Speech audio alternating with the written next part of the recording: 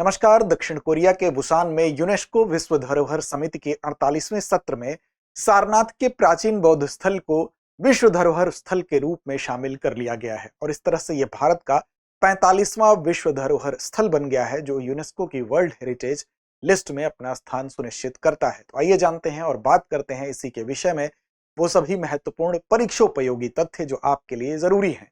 बात करेंगे इसके विषय में, लेकिन सबसे पहले आपके लिए एक जरूरी सूचना कि अगर आप तैयारी कर रहे हैं यूपीपीसीएस की तो आप प्रीलिम्स और मेंस दोनों की एक साथ तैयारी कर सकते हैं हमारे UPPCS foundation prelims plus mains course के माध्यम से। यह ऑफलाइन मोड में भी है। इससे जुड़ने के लिए आप हमारे प्रयागराज और लखनऊ शाखा पर उपलब्ध इस कोर्स से जुड़ सकते हैं। ऑनलाइन मोड में आप जुड़ सकते हैं जिसमें कि क्लासरूम से लाइव क्लासेस होती हैं। कुल 600 प्लस घंटों की कक्षाओं के माध्यम से इस पूरे सिलेबस को कवर किया जाता है और यहाँ पर कोर्स शुरू जिस दिन से होता है उस दिन से लेकर 3 साल तक इसकी वैलिडिटी होती है, यानी कि उस दौरान जितनी बार चाहें उतनी बार इन वीडियोस को आप देख सकते हैं।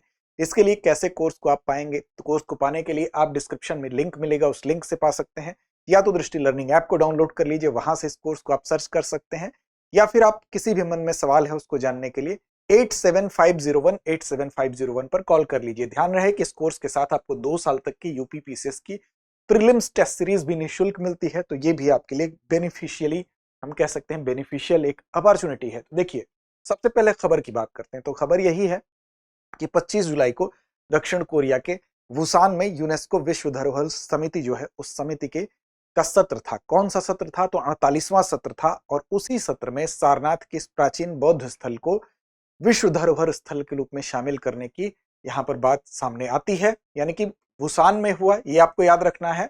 और ये ancient Buddhist site of Sarnath जो है इसको विश्व धरोहर सूची में शामिल कर लिया गया है। 2025-26 का जो चक्र था, यानी कि जो साइकिल थी, उसमें भारत का आधिकारिक नामांकन ये था। अब आप जानते हैं कि हर बार इसके जो सदस्य देश होते हैं वो एक नामांकन कर सकते हैं। तो भारत 2025-26 में सारनाथ को का नामांकन हुआ था। देखिए, टेंटेटिव लिस्ट की अगर बात करें तो टेंटेटिव लिस्ट में बहुत पहले से ही सारनाथ शामिल था, यानी कि जो अस्थायी सूची होती है उसमें सारनाथ प्राचीन हम कह सकते हैं कि 1998 से उसमें था, लेकिन इसको जो स्थायी सूची में स्थान दिया गया है विश्व धरोहर स्थल के रूप में। ये आपके लिए महत्वपूर्ण खबर है। देखिए, सारनाथ की अगर हम जब भी बात करेंगे तो पहले तो विश्व धरोहर स्थल की संख्या के लिहाज से बात कर लें। सर्वाधिक यूनेस्को विश्व धरोहर स्थलों की अगर संख्या के लिहाज से बात करें तो भारत इस समय विश्व में 4थे स्थान पर है। तो यह भी याद रखना है, भारत इस समय पूरे विश्व में 6ठे स्थान पर पहुंच गया है। और साथ साथ अगर आपसे बात की जाए कि एशिया प्रशांत क्षेत्र में 4थे स्थान पर है, तो एशिया प्रशांत क्षेत्र में भारत जो है वो सेकंड यानी कि दूसरे पायदान पर पहुंच चुका है। तो ये भी है। इसके साथ साथ और भगवान बुद्ध से जुड़े हुए जो 4 महत्वपूर्ण पवित्र तीर्थ स्थल माने जाते हैं, जिसमें कि एक लुम्बिनी जो कि नेपाल में है, महाबोधि मंदिर जो कि गया में है, और साथ साथ सारनाथ जो अब इस लिस्ट में शामिल हो चुके हैं। एक और बचता है जो इस लिस्ट में भी शामिल नहीं है, कुशीनगर, जो कि भगवान बुद्ध से जुड़े हुए जो 4 पवित्र तीर्थ स्थल हम कह सकते हैं उनमें से 3 इसमें इस लिस्ट में अब शामिल हो चुके हैं सारनाथ के शामिल होने के साथ साथ। अब देखिए, सारनाथ के विषय में हम थोड़ी सी बात करेंगे। सारनाथ के बारे में ये प्रमुख तथ्य है कि विश्व में जो ग्लोबल आप देखेंगे, ग्लोबल रैंकिंग के लिहाज से देखेंगे तो भारत 6ठे पर, और कुल यूनेस्को विश्व धरोहर स्थलों की संख्या कितनी हो गई है? 45 हो गई है। और दूसरा स्थान हो गया है एशिया प्रशांत क्षेत्र में सर्वाधिक स्थलों के लिहाज से। अब देखिए, यहां पर स्थापत्य उत्कृष्टता के कुछ प्रमाण मिलते हैं। सारनाथ के विषय में हम बात करेंगे। सारनाथ की जब बात होती है तो वो सबसे पहले जरूरी है कहाँ स्थित है, तो वाराणसी में स्थित है, उत्तर प्रदेश के वाराणसी में स्थित है। और भारत में अब कुल स्थलों की संख्या 45 तो हो गई है, लेकिन उत्तर प्रदेश में स्थलों की संख्या कितनी है जो कि इस लिस्ट में शामिल है, तो उसको भी आप याद रखेंगे। अब उत्तर प्रदेश में ऐसे स्थल, सारनाथ चौथा हो गया, चौथा हो गया, तो कुल 4 ऐसे स्थल हो गए जो कि विश्व धरोहर स्थल के रूप में यूनेस्को की वर्ल्ड हेरिटेज लिस्ट में शामिल है। अब भगवान बुद्ध से संबंधित है सारनाथ, तो क्यों संबंधित है? तो आपको याद रखना है कि जब भगवान बुद्ध को ज्ञान प्राप्ति हुई थी तो उसके बाद मानवता को उन्होंने अपना पहला जो उपदेश दिया था वो इसी सारनाथ की धरती पर दिया था। और यहाँ पर सारनाथ में जब आप देखेंगे, यहाँ पर टोटल इसका स्थापत्य देखेंगे तो भारत के सबसे विस्तृत उत्खनन हो चुके स्थलों में से सारनाथ एक प्रमुख स्थल के रूप में जाना जाता है। और यहाँ पर 2 घटक दिखाई देते हैं। एक घटक में आपको दिखाई देगा चौखंडी स्तूप, ठीक, ये आपको चौखंडी स्तूप जो बड़ी संरचना दिखाई देती है। और दूसरे घटक के तौर पर यहाँ दिखाई देता है वो तमाम पुरातात्विक स्थल जो सारनाथ से मिले हुए हैं, जिसमें कि आपके धमेक स्तूप भी है। धमेक स्तूप के बाद धर्मराजिका स्तूप है, ये तमाम ऐसे स्थल, धमेक स्तूप, धर्मराजिका स्तूप, मूलगंध कुटी विहार, अशोक स्तंभ, जो कि इसी अशोक स्तंभ से आप जानते हैं कि भारत का राजकीय चिन्ह भी लिया गया है। ठीक, तो ये सारे स्थल आपको मिलते हैं किसके अंतर्गत? सारनाथ के पुरातात्विक अवशेषों के अंतर्गत। तो मूल रूप से इसके दो घटक हम देख सकते हैं, एक घटक में आपका आता है चौखंडी स्तूप और बाकी में आता है सारनाथ के पुरातात्विक अवशेष, जिसमें कि धमेक स्तूप भी आता है, धर्मराजिका स्तूप भी आता है, मूलगंध कुटी विहार भी, अशोक स्तंभ भी, विभिन्न अन्य प्राचीन स्तूप, मंदिर और विहार इसके अंतर्गत आते हैं। तो मूल रूप से सारनाथ के का जो ये पवित्र स्थल है, दो घटक है, दो भाग इसको कह सकते हैं आप। ठीक, अब यहीं पर बौद्ध संघ की स्थापना भी की गई थी और यहीं पर अष्टांगिक मार्ग का प्रथम उपदेश भी दिया गया था, ये भी आपको याद रखना है। ठीक, चौखंडी स्तूप की जब हम बात करते हैं तो चौखंडी स्तूप 5वीं शताब्दी में जो है वो बनवाया गया था। धमेक स्तूप की भी बात हम करते हैं, ये वही स्थान माना जाता है धमेक स्तूप जहां पर कि भगवान बुद्ध ने अपना पहला उपदेश दिया था, मूल स्थान के रूप में इसी को माना जाता है। ठीक, अशोक स्तंभ की भी हम बात करते हैं। अशोक स्तंभ में जो राष्ट्रीय प्रतीक हमारा है वो इसी अशोक स्तंभ का जो शीर्ष भाग है, जिसमें कि 4 सिंह एक दूसरे से पीठ सटाए दिखाई देते हैं चारों दिशाओं में, वो यहीं से लिया गया है। मूल रूप से अभी भी इस संग्रहालय में आप जाएंगे तो वो सुरक्षित आपको दिखाई देगा। अब देखिए यहाँ पर इसकी अन्य क्या क्या विशेषताएं हैं जो आपसे पूछी जा सकती हैं। तो देखिए, एक तो मौर्य कला का उत्कृष्ट उदाहरण भी प्रस्तुत करता है। आप देखेंगे कि यहीं से जो अशोक स्तंभ है, 26 जनवरी 1950 को यही अशोक स्तंभ क्या किया गया था, सिंह शीर्ष जो उसका है वो राष्ट्रीय प्रतीक के रूप में अपनाया भी गया था। देखिए 12वीं शताब्दी में आप देखेंगे इसकी प्राचीनता, अगर आप देखेंगे इसकी निरंतरता देखेंगे तो 5वीं 4थी शताब्दी ईसा पूर्व से लेकर आपको ये दिखाई देगा आज तक। तो 4थी 5वीं शताब्दी ईसा पूर्व से इसकी शुरुआत होती है, यानी कि मौर्य से भी पहले से इसकी शुरुआत हो जाती है। मौर्य काल से मोटा मोटी देखें तो इसकी शुरुआत हो जाती है और 12वीं शताब्दी में आते आते इस पर क्या होता है, एक आक्रमण होता है जो महमूद गजनवी के समय, तो वो इसका डार्क एज है। वहां से फिर क्या होता है 12वीं शताब्दी के बाद, यानी कि 4थी 5वीं आपको ईसा पूर्व से लेकर, ठीक, ईसा पूर्व से लेकर ये कहां तक आएगा, ये सीधे चला आएगा 12वीं शताब्दी तक, यानी 12वीं ईस्वी तक। ठीक, अब ये यहां पर आपको यहां पर महमूद गजनवी का आक्रमण जब होगा वो डार्क एज दिखाई देगा, लेकिन 18वीं शताब्दी में फिर से आपको दिखेगा कि इसको पुनः इसका पता लगाया जाता है। ठीक, दोबारा इसका पता लगाया जाता है और यहीं पर जो अशोक का सिंह स्तंभ शीर्ष है, भारत का राष्ट्रीय प्रतीक, उसको यहां पर फिर अपनाया भी जाता है।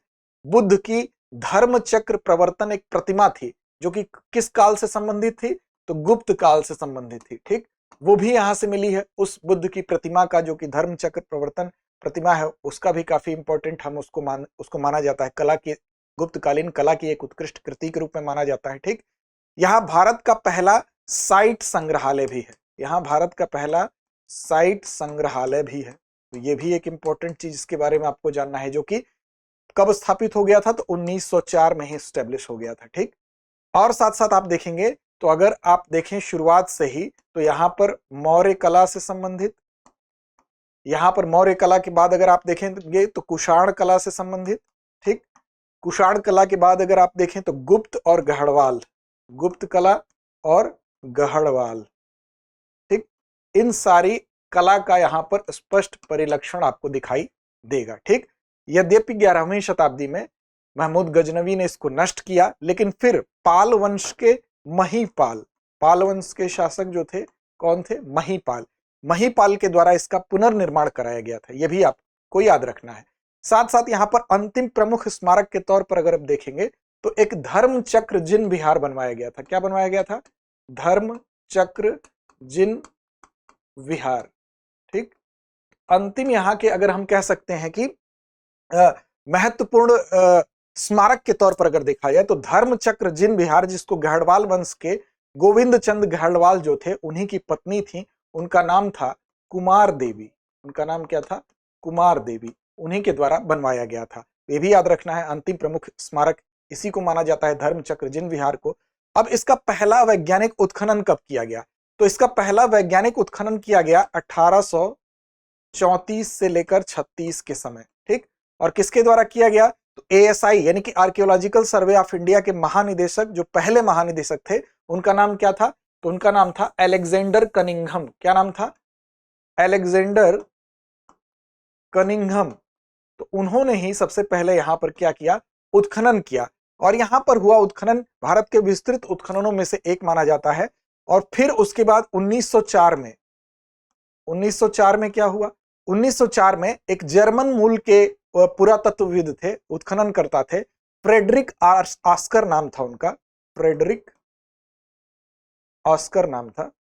और फ्रेडरिक ऑस्कर जो थे, इन्होंने फिर 1904-05 में उत्खनन किया और सम्राट अशोक से संबंधित जो स्तंभ है, जिसकी हम बात करते हैं बेस पिलर बेस जो है, उसको खोज किए और उसी के ऊपर लगा जो सिंह शीर्ष है वो इन्होंने प्राप्त किया। और 4 सिंहों की जो मूर्ति है, जो पीठ सटाकर बैठे हुए हैं अलग अलग दिशा में मुंह करके, फिर वही जो सिंह शीर्ष है उसको क्या किया गया, उसको अपना लिया गया राष्ट्रीय प्रतीक के रूप में। ठीक, अब वर्ल्ड हेरिटेज की अगर बात करें तो वर्ल्ड हेरिटेज के रूप में वर्ल्ड हेरिटेज कन्वेंशन एक हुआ था 1972 में। उसी के तहत यूनेस्को जो है वर्ल्ड हेरिटेज साइट जो है उसका चयन किया जाता है, जिसमें कि जो असाधारण सांस्कृतिक और प्राकृतिक महत्व के स्थल होते हैं उनको इसमें स्थान दिया जाता है, जिन्हें उनके मानवता के लिए मूल्य के आधार पर नामित किया जाता है।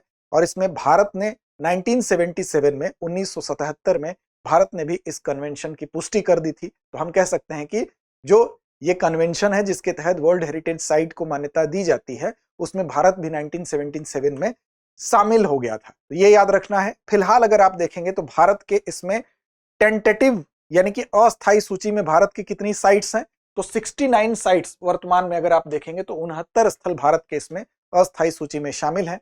और साथ साथ भारत में इसके लिए नोडल एजेंसी के तौर पर ASI काम करता है, यानी कि archaeological survey of India Bharat में इसके लिए कार्य करता है। ठीक, साथ साथ आपको ये तो पता ही होगा कि भारत में कुल स्थलों की संख्या इस लिस्ट में शामिल होने वाले 45 है और यूपी में अब ये सारनाथ चौथा हो गया।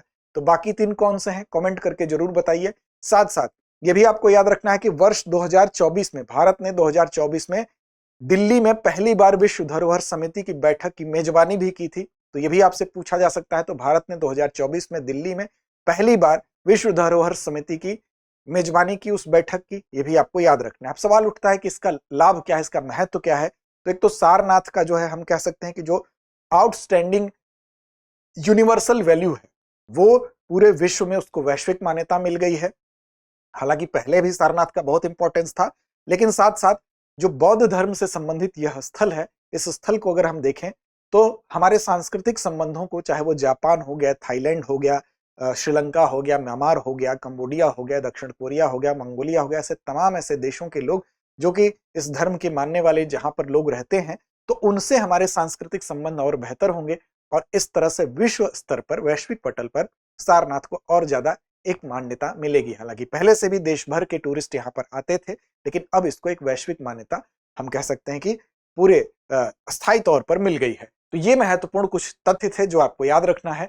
साथ साथ ये नामांकन की पूरी प्रक्रिया किस तहत होती है, तो आपको बताया गया कि विश्व धरोहर सम्मेलन 1972, जिसमें कि असाधारण सांस्कृतिक या प्राकृतिक महत्व के स्थानों को समस्त मानवता के लिए नामित किया जाता है, नॉमिनेट किया जाता है। 195 सदस्य देश जो होते हैं, भारत ने इसमें 1977 में वैश्विक प्रतिबद्धता की पुष्टि की, मतलब भारत ने भी इसमें शामिल होने की बात की। अब हर साल क्या होता है कि सदस्य देश क्या करते हैं, अपनी तरफ से एक नॉमिनेशन करते हैं, फिर वो पूरी प्रक्रिया, उस पूरी प्रक्रिया के तहत इस नॉमिनेशन को मान्यता दी जाती है। इसी के तहत भारत में सारनाथ को, इसको वैश्विक रूप से भारत के इस स्थल को मान्यता दी गई है।